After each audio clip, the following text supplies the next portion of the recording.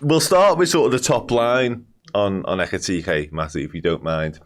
Probably not the finished article, but that was Alexander Isak. Liverpool have played their hands for Alexander Isak. Seemingly not doable. Certainly not at the price Liverpool were willing. Liverpool might have been willing to do 120. Yeah. Newcastle turned around and said we need 150. Liverpool have gone, that's a pinch point for us. Let's not. So instead, we've turned our attention to Ekitike, 23, so a couple of years younger. Never been in the Premier League, so that's a thing. Yeah. But your overall thought when you first see Liverpool are very much targeting Ekitike. What's your reaction? I think just touching on before I answer the question, the Isak thing, I think I've heard it somewhere else as well. I can't see Liverpool being happy that somehow got out, because I think that was very much a discreet. I think they've got some sort of green light somewhere, because I don't think any clubs go in for a player without sort of some indication that it is either the player's end or the club's end that something can be done. So I think that probably is an element of it was just a sort of a we're willing to do this, yeah. What are your thoughts? And I'd obviously probably come back and went, and everyone went, no. But in terms of Ekitike, yeah, I think he is a good player. He sort of obviously went to PSG he got a move, didn't he? Went to PSG and then sort of went to Frankfurt, and he's done well since he's went there. But I think he's been touted as a mini Isak, hasn't he? So I think he is a very similar player in terms of profile. So I think it makes sense from what if you're going for the Isak, similar profile, just went, all right, we'll have a little look over here. I see the comparisons, and listen, I think Alexander Isak is a wonderful footballer. Arguably, he's a joke. Yeah, he's ridiculous, and he's hurt us often enough. Yeah. We've seen it firsthand. There's not one of them. Liverpool have got a track record of signing players that have played well against us, but this isn't that. He's done it against everybody. He's done it against obviously another good partnership in Arsenal's. Yeah, he tore them apart as well. That's often that should be the barometer for when Liverpool are looking at players in terms of what have they done against the best of the best. And if he's doing it against Van Dijk and Konate and Gabriel and Saliba, you know he's special. But you don't need telling with Isak, he's exceptional. You don't need to say that. He's got everything, hasn't he? Yeah.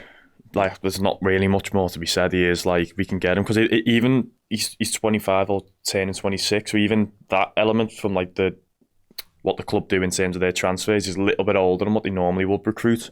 But I think sometimes you get the players when you go, let's just do it because he is that good. I think that was what the club were probably thinking. I agree, and it fell into what I believe is Liverpool's new win now strategy, in terms of, like, you touched on it there. Liverpool previously went into the market and the model was sign players that are about to become world class.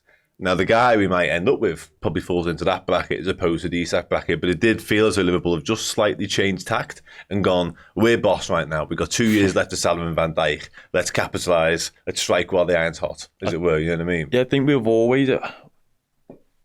just my sort of, like, when I've looked, we sort of go big every few years, don't we? But I actually think it drives you mad at times when you're going, we just need to add this and we'll be there. But I think in terms of it keeps Liverpool's leverage almost in the market, because you're not like other clubs when they're going, oh, we'll do this or we'll do that, and the club goes like, I can see money here, whereas Liverpool very much will act, and when we act we do it properly. So if we're going for someone, we will, and they've always got the top, obviously buying and selling, they've got the prices that fluctuate a little bit with, but I think it drives you mad because at times you're like, we just need that to get us.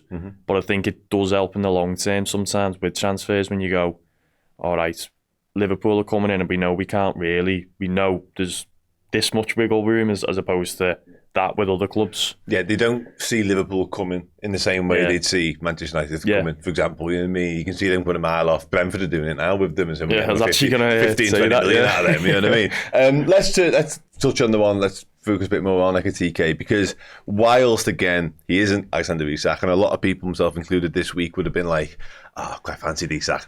There's a lot to like about Ekitike, and again, I think the comparisons and the stylistic ways in which he operates is similar to Isak. They're both 6'3" and a bit, I think, in certain cases. So the big lads, they can run the channels, they hold the ball up well. I think, and you remarked on it before we went live again, the feet are brilliant. The paired and the dribbling, again, for big lads, me and you both 6'3", like, not easy to dribble, mate. It's not easy. Oh, mate, I'm telling you now, it's tricky. Ball striking, no issue. Dribbling, no. But yeah, I think, again, just from the eye test and just from sort of clips and what you're hearing, the noises around him, there seems like, again, a lot of boxes ticked around Ekitike. Yeah, I touched on it before. I think he is like a mini Isak, but he is. I've obviously watched him, researched and listened to a few bits and bobs on him, but he's a big lad, but he's mobile. He can shift as well. I've obviously seen little bits and bobs where his feet in tight areas as well. Obviously, I think there's a goal against, was it Everton with Isak, when he sort of gone to the byline and cut it back. Seen scenarios similar where he does have that like sort of element of manoeuvrability with the ball to get out of tight areas. And one thing I think Frankfurt, especially when Marmoush was there, they used to play on the transition. So I think he's very good at sort of carrying that ball. Again, it's hard not to compare him to Isak a little bit. Obviously, he's sort of beginning stages of that and he's got a lot of development to do. But I think in terms of overall package, he can carry the ball, he can move with the ball in tight areas. He doesn't mind dropping in, link and play, and then spinning and stretching. So I think he does have sort of a lot of different strings to his bow, so to speak. No, absolutely he does, yeah. In terms of sort of the numbers, stats-wise and what have you, he is of the mould of Liverpool transfers previously, it's fair to say, because good, very good. Hopefully Liverpool make him even better is kind of the way it's often gone. Liverpool like sort of the bracket of appearances in around the 150 to 160 mark, and on transfer market right now he's played 151 times. So again, there's enough of a sample size there for Liverpool to go, we've got the data, we've done our research. Obviously his first club, which got in the move to PSG, scores 10 goals and gets 4 assists in 24 appearances. That's just in the league, by the way. That move to PSG, as mentioned, doesn't really work at all. Only 3 goals and 4 assists in 25 for them. But I think Liverpool actually quite like that sort of thing. They like a failure on the CV. I've said this a few times. You look at what PSG have done as well. Yeah. Let's go look at the lads in front of him. So you got to go fair play on him. He's went away and he's come back and big teams look at him again. I think there's a lot to be said for that again. Like, I think Liverpool quite appreciate that as well. 4 goals and 2 assists in 14 appearances in the Bundesliga last time around, not this time. And then, as I mentioned, 15 goals, 8 assists in 33, which of course have all come from Frankfurt, who, whilst competing at the top of the Bundesliga, aren't by Munich, aren't by Leverkusen, or Dortmund for that matter. So not necessarily the front runners for the competition. So the numbers are good. The numbers stack up. The assists are there as well, Matty, which I think is quite important, because to come back to our original point, Arne Slot wants somebody who can put the ball in the back of net, but can also help his teammates out, and that's a bit of both. Yeah, I think you said exactly there. He can, from his stats, you can see he does a bit of both, and I think from his play at Frankfurt, obviously, I think he likes to play in it too, so I can't see that happening with us. I think you got that many good forward players, I think it's almost, he's going to be playing alongside someone, whether that be someone running beyond him from midfield or Salah coming inside or whoever it may be. So I don't think he's going to be by himself, sort of thing. So I think as a player, he does sort of fit the system. You can see why, because he can create and he can score goals. Yeah, absolutely. Yeah, we'll touch on sort of how he might fit into the system in a moment, because I think there's some interesting little pointers from the way he operates. Before we do, people listening and watching this will know that I often use FBref. I just love their similar players to metric. Yeah. I absolutely love it. And similar players to Hugo Ekitike, they always give like a top 10, and some of the names on it: Ousmane Dembele, who's had a decent year, it's fair to say. Omar Mamouche, of course, his former teammate now at Man City. Marcus Thuram, Vinicius Junior, Alexander Isak is in the list, which I loved to see. Harry Kane is also in the list as well, amongst others. And what I think is interesting about that, Matty, again, is that's not all out and out centre forwards. It's a combination of wide players, a combination of out and out centre forwards, i.e. Harry Kane. Obviously, the Isak element of that isn't a real eye opener and a really sort of positive, I think. But again, comes back to my point a moment ago. Very complex sort of forward, and not the sort of centre forward, if you went back 15, 20 years, you could just go big man, get up to him. One or the other way, innit? Yeah, exactly. But he feels like he is that sort of hybrid type. Yeah, I think your name's on there. I think when he's been at Frankfurt, there's actually been times when he does like to drift wide as well. Obviously, that then creates space down the middle. So I think there's another little thing that Liverpool might have looked at and go, well, he's creating space. It might be a way to run into or a Salah to run into. So I think there is that element with the names.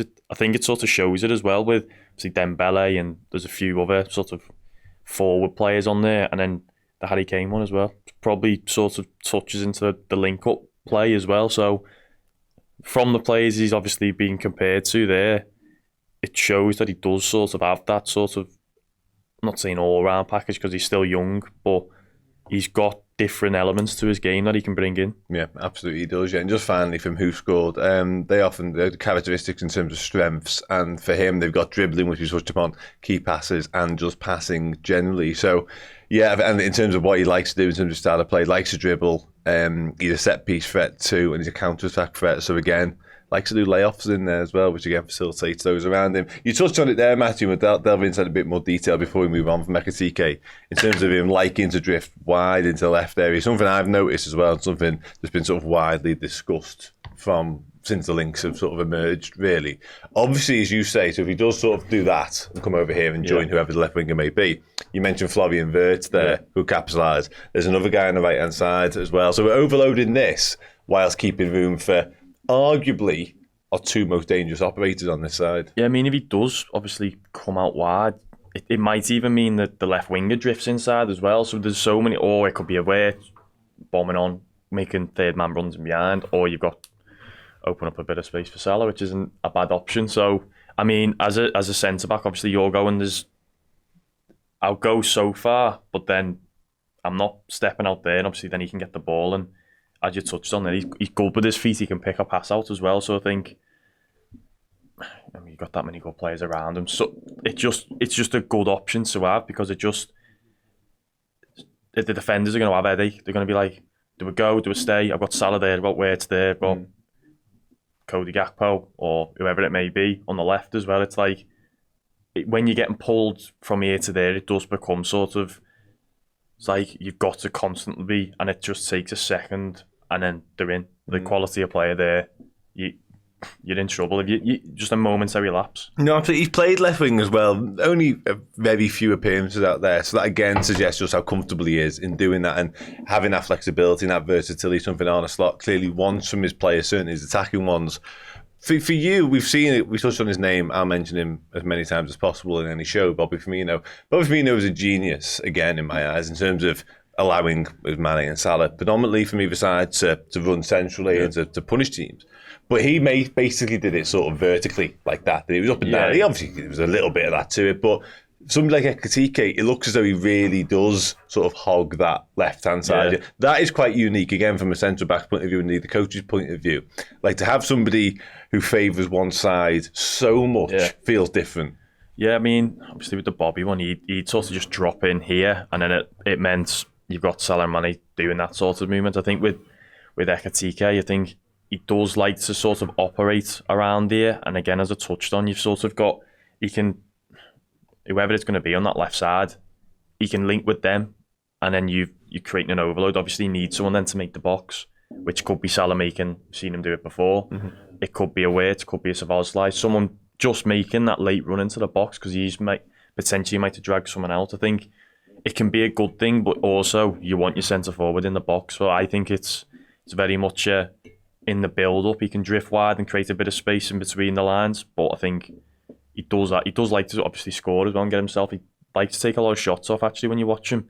He sort of shifts it and gets his shots off. So I think maybe Slot will work around that on exactly what it may look like. But I think the fact he is sort of open to moving and being flexible in terms of where he does play on the pitch sort of does cause headaches for the opposition. The only last thing I'll touch on now when it comes to Ekitike and how he might fit into that, and there's loads more detail to go into, of course, which I'm sure we'll do in due course over the course of the next weeks and months, but there's a lot have been said about Florian Wirtz and his tendency to want to occupy this sort of space as well. And he does. But if he is playing the 10 role like we'll expect him to, the 10 with Szoboszlai was this area, this triangle really, when it was wherever the right back was joining in.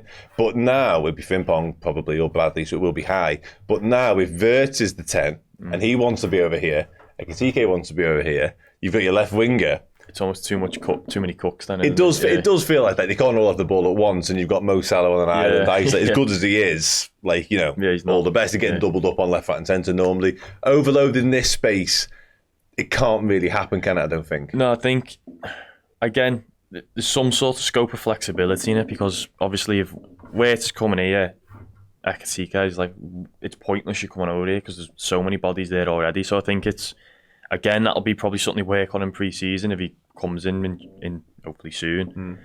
Where they do, it's just building a relationship and understanding up as well. Because obviously, then it might be the case of, well, obviously our front line's quite interchangeable. Obviously, Salah's the one who's normally, but it might just be okay, well, and then obviously you're crossing and it's causing a headache for the defenders. But I think Waite will almost have that free roam. Because I wouldn't be surprised if we go to a potential double pivot behind him, because then it's like just, and obviously you got your fullbacks as well to get involved. Then that's the other area. You got Kirkes who potentially one overlap. We expected him to be high on as well. So I think it's something they'll have to work on, because obviously players always have a preference, but I think you've got to be able to understand the high level players, so they'll know they're not soft, are they? No, I'm not suggesting for 1 second that can't occupy this. Yeah. But again, the preference is the word. Because Ekitike's got a preference to do that. Wirtz has got a preference to do that. The left winger is that. Yeah. Kirkes wants to be there, and all of a sudden, again, we're talking silly, really.